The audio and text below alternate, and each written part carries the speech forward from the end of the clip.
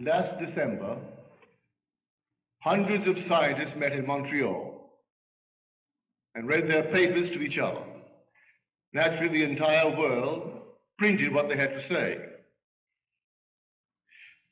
Fortunately for me, the Los Angeles Times carried it daily.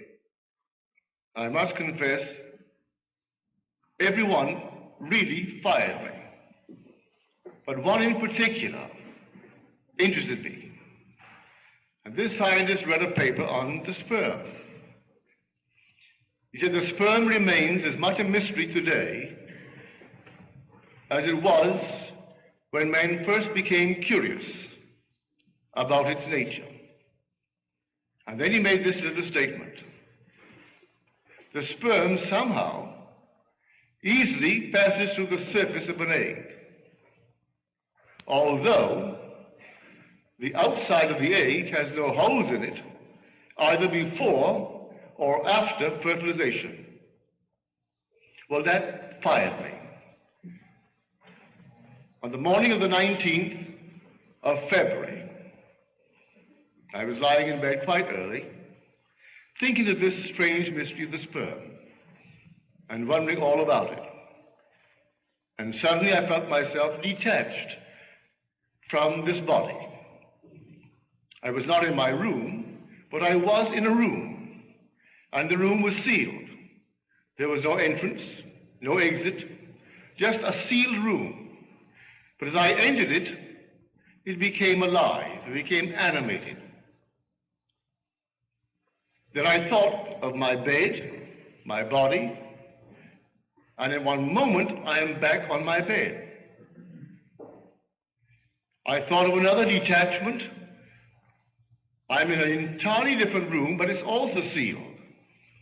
How I got in, I do not know, other than I simply imagined myself away from my body. I did not single out the room. The room was completely sealed. No entrance, no exit. Then I thought, here are these unnumbered states of consciousness. You can't number them.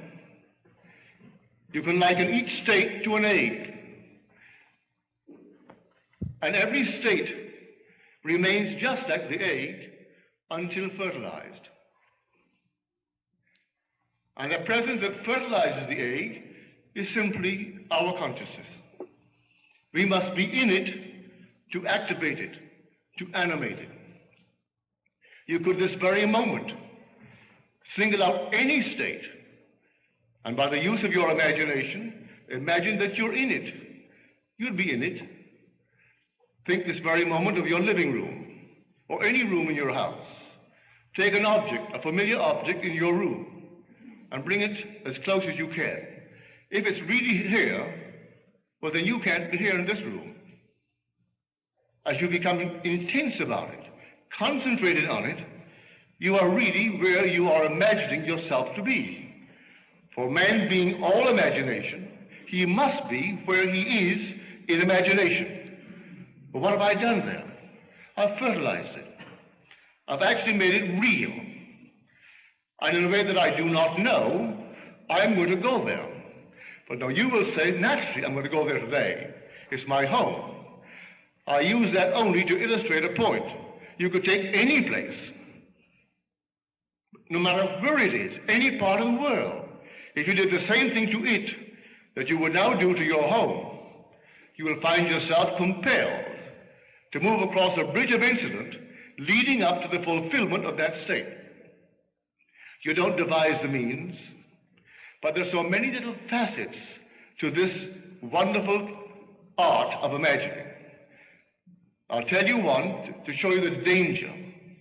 When one wants one thing above all things in this world, and they're willing to sacrifice their moral, ethical code, in fact, every code, it also works. That's why I warned you in my last book, I can only acquaint you with the law and leave you to your choice and its risk, and I mean risk.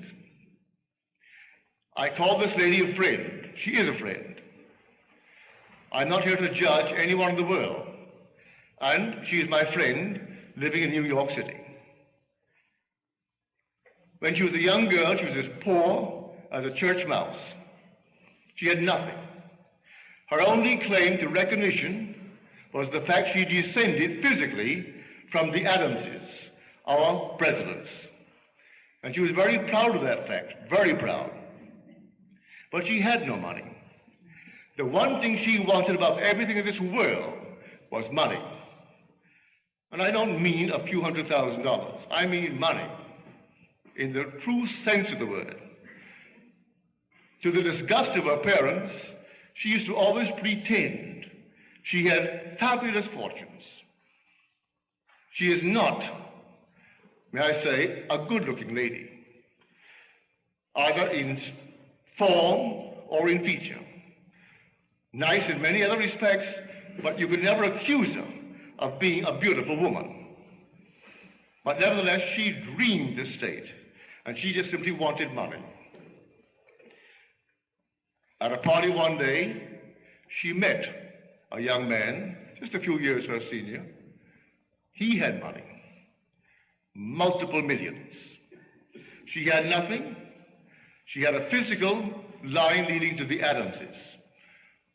He had oodles of money. His line led to one of the bishops of New York State.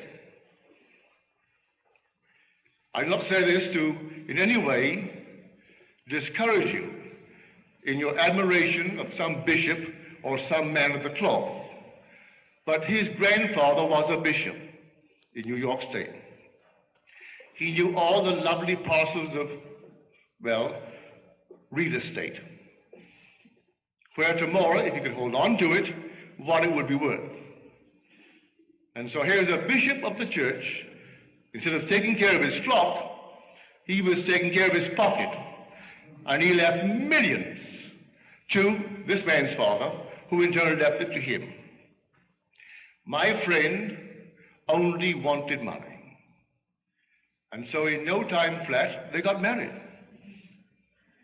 And they lived for 21 years in intimate hostility. Really. Solid beyond measure. I wouldn't dare discuss it from the platform. So at the end of these 21 years, they called it the day and divided the millions. She still wanted more millions. She could open Tiffany with her diamonds and her jewelry. Still wanted more. She had a little cousin who always worked for a salary. But he got in on the ground floor when our huge big corporations of the day were being organized.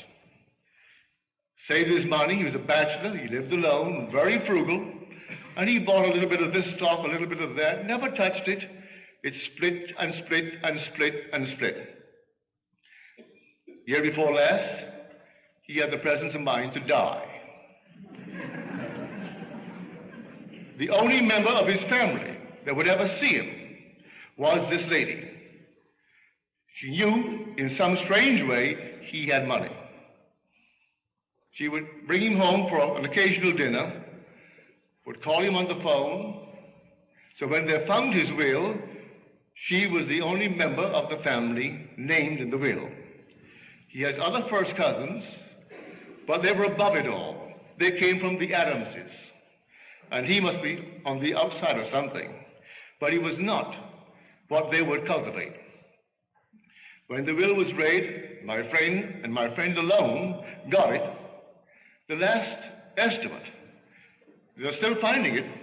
He put it in this bank, in that box, in the other box, well over $1 million.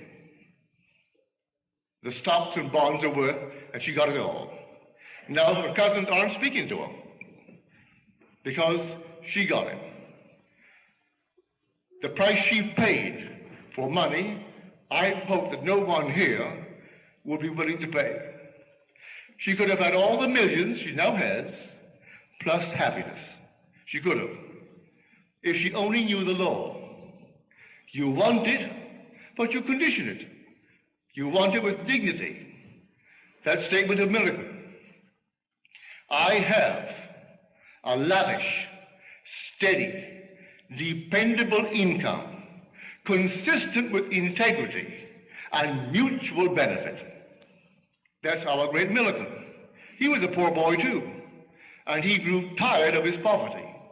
And the story is told me by the one who interviewed him after he got the prize, the Nobel Prize, in this cosmic ray studies. And he said to her, the interviewer, I was a poor boy, raised in a nice environment. My father was a traveling minister. He had no money, but he gave us good books. We were always playing games, a strong body and a strong mind. But he had a code, a decent code. And so I wanted money, but I wanted it in this manner. So I locked myself in a room one day. I did not have even a glass of water for 16 hours. And in that interval, I repeated over and over and over to myself this thought that I wrote out. I have, in the present tense, I have a lavish, steady, dependable income, consistent with integrity and mutual benefit. Well, he certainly earned it. He had all these things when he died. He had the respect of the world. He gave to the world as much or more than they gave to him. Yes, he had millions, but look what he gave to the world. That's how he wanted it. My friend could have done something similar, but no, she wanted money. And she was willing to pay the price, any price, and how she has paid it. So I warn you, yes, you want something, and the thing that will fertilize it is your own wonderful human imagination. When you know exactly what you want, occupy it. I find one of the great fallacies of the world is perpetual construction, deferred occupancy. We know what we want, but we leave it out there and hope that the passing of time will make it. It won't do it. I have to occupy it and make there here, and make then now, and dwell in it just as though it were true. And if I dwell in it just as though it's true, though 1 second later the phone rings and breaks the spell, or someone calls me, or I wake from it, I have fertilized it. You go into the state and you fertilize it. I may not recognize my harvest when it comes in due season. It'll come. May not come tonight, may not come tomorrow, but it will come because I fertilized it. I went into a state, occupied it, and the whole thing becomes fertilized. But every egg has its own appointed hour, and it ripens and it will flower. If to me it seemed long, then I must wait, for it is sure, and it will not be late. These infinite states of the world are waiting for occupancy, waiting to be fertilized by us. That's why we must become so extremely discriminating. Know what you want and do make it conform to your code of decency, your wonderful ethical code. You don't have to in any way tarnish that code. You don't, to get what you want in this world. But men are not aware of that, and they're quite willing to tarnish it a bit to get what they really want in this world.